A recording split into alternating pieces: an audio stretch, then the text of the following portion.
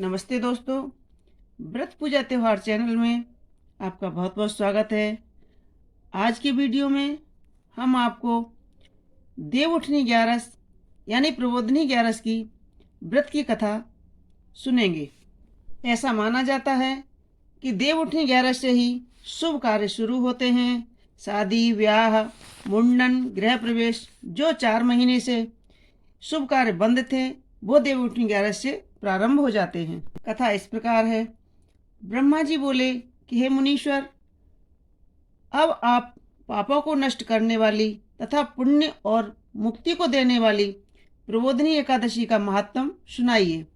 भागीरथी गंगा तथा तीर्थ नदी, समुद्र आदि तभी तक फल देते हैं जब तक प्रबोधनी एकादशी नहीं आती है।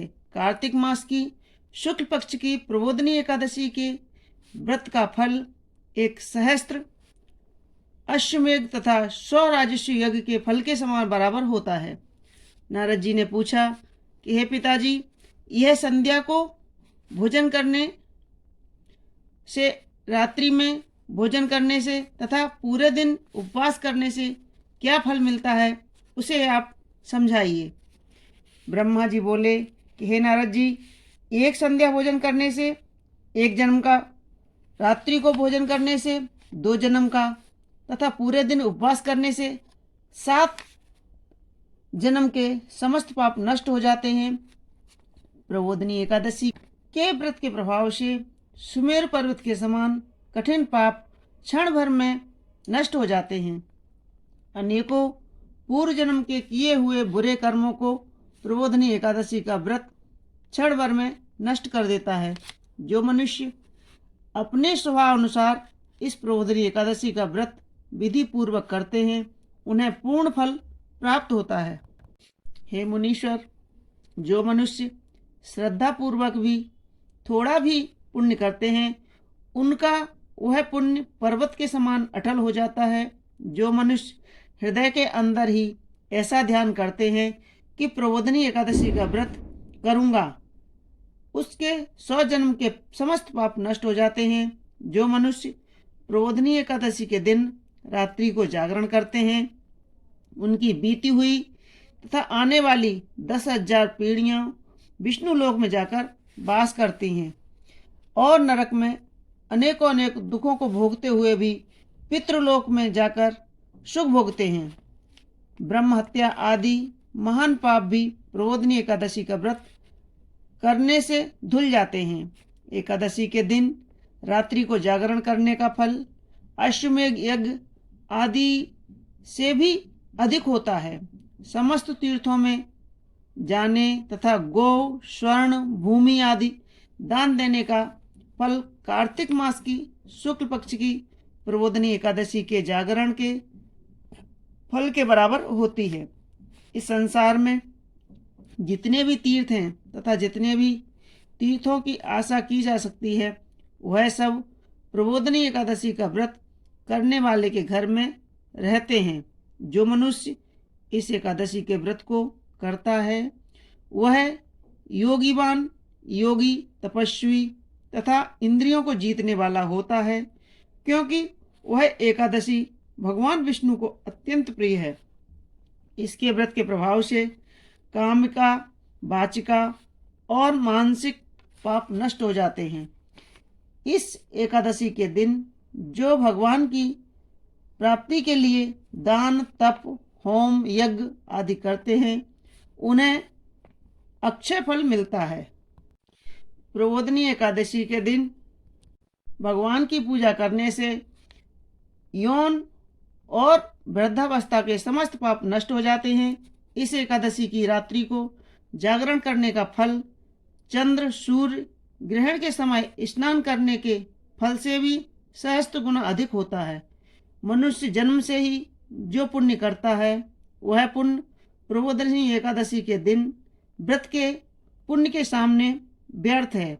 इसलिए हे नारद जी, तुमको भी विधि पूर्वक विष्णु भगवान की पूजा करनी चाहिए। जो मनुष्य कार्तिक मास में धर्मपरायण होकर अन्य व्यक्तियों का अन्न नहीं खाते, उन्हें चंद्रायण व्रत का फल मिलता है। कार्तिक मास में भगवान दान आदि से उतने प्रसन्न नहीं होते जितने कि शास्त्रों की कथा सुनने से होते हैं। कार्तिक मास में जो मनुष्य भगवान की कथा को थोड़ा बहुत पढ़ते हैं या सुनते हैं, उन्हें 100 गौओं के दान के बराबर फल मिलता है। मनुष्य अपने कल्याण के लिए विष्णु भगवान की कथा सुनते हैं। वे अपने कुटुंब का उद्धार करके 1 सहस्त्र दान गौदान का फल पाते हैं। जो मनुष्य प्रबोधिनी एकादशी के दिन विष्णु की कथा सुनते हैं, उन्हें 7 दीप के दान का फल मिलता है। जो मन विष्णु की भक्ति पूर्वक कथा सुनते हैं तथा कथा बाँचने वाले ब्राह्मण की यथाशक्ति पूजा करते हैं तथा उन्हें संतुष्ट करते हैं, वे उत्तम लोक को जाते हैं। इस पर नारद जी बोले, हे ब्रह्मा जी, अब आप एकादशी के व्रत का विधान कहिए और कैसा व्रत करने से कौन सा पुण्य मिलता है वह भी समझाइए। ब्रह्मा जी बोले कि हे नारद जी, इस एकादशी के दिन मनुष्य को ब्रह्म मुहूर्त में उठना चाहिए और नदी, तालाब, कुआं आदि में स्नान करके व्रत का नियम ग्रहण करना चाहिए। उस समय भगवान से विनय करनी चाहिए कि हे भगवान, आज मैं निराहार रहूँगा और दूसरे दिन भोजन करूँगा, इसलिए आप मेरी रक्षा करें। इस प्रकार विनय करके भगवान की पूजा करनी चाहिए। उस रात्रि को भगवान के समीप गीत, नृत्य, बाजे तथा कथा आदि से व्यतीत करनी चाहिए। प्रबोधिनी एकादशी के दिन कृपणता को त्याग कर बहुत से पुष्प, फल, अगर, धूप, दीप आदि से भगवान की आराधना करनी चाहिए। शंख के जल से भगवान को अर्घ देना चाहिए।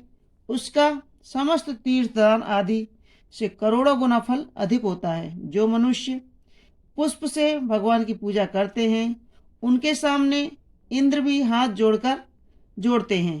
कार्तिक मास में जो बिल्व पत्र से भगवान की पूजा करते हैं, उन्हें अंत में मुक्ति मिलती है। कार्तिक मास में जो मनुष्य तुलसी जी से भगवान की पूजा करते हैं, उसके 10,000 जन्म के समस्त पाप नष्ट हो जाते हैं। जो मनुष्य इस मास में श्री तुलसी जी के दर्शन करते हैं या छूते हैं या ध्यान करते हैं या रोपण करते हैं अथवा सेवा करते हैं, वे 1000 कोटि युग तक भगवान के घर में रहते हैं। समस्त कामनाओं को पूरा करने वाले भगवान कदम पुष्प को देखकर अत्यंत प्रसन्न होते हैं। यदि उनकी कदम पुष्प से पूजा की जाए तो यमराज के दुखों को नहीं पाते हैं। जो गुलाब के पुष्प से भगवान की पूजा करते हैं, उन्हें मुक्ति मिलती है।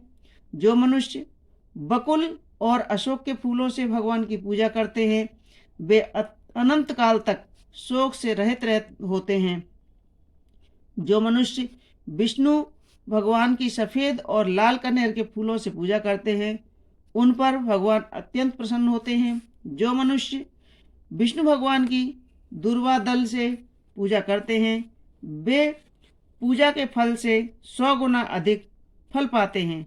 जो मनुष्य भगवान की समी पत्र से पूजा करते हैं, वे भयानक यम के मार्ग को सरलता से पार कर जाते हैं। जो मनुष्य चंपक पुष्प से भगवान विष्णु की पूजा करते हैं, वे आवागमन के चक्र से छूट जाते हैं। जो मनुष्य स्वर्ण का बना हुआ केतकी पुष्प भगवान पर चढ़ाते हैं, उनको करोड़ों जन्म के पाप नष्ट हो जाते हैं। जो मनुष्य भगवान के पीले और रक्त वर्ण कमल के सुगंधित फूलों से पूजा करते हैं, उन्हें श्वेत दीप में स्थान मिलता है। इस प्रकार रात्रि में भगवान की पूजा करके प्रातःकाल शुद्ध जल की नदी से स्नान करना चाहिए। स्नान करने के पश्चात भगवान की पूजा करनी चाहिए।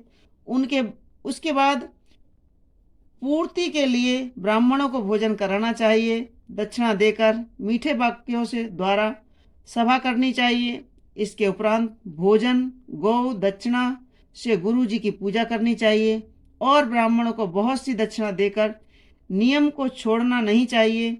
ब्राह्मणों को यथाशक्ति दक्षिणा देनी चाहिए। जिस ब्राह्मण को रात्रि में भोजन करावे उसे स्वर्ण सहित बैल दान करना चाहिए। जो मनुष्य यात्रा करते हैं उन्हें दही और शक्कर शहद दान करना चाहिए। जो मनुष्य फल की आशा करते हैं उन्हें फल का दान करना चाहिए। तेल की जगह घी और घी की जगह दूध और अन्नों में चावल का दान करना चाहिए। जो मनुष्य इस व्रत में भूमि शयन करते हैं उन्हें सब वस्तुएं सहित सैया दान करनी चाहिए।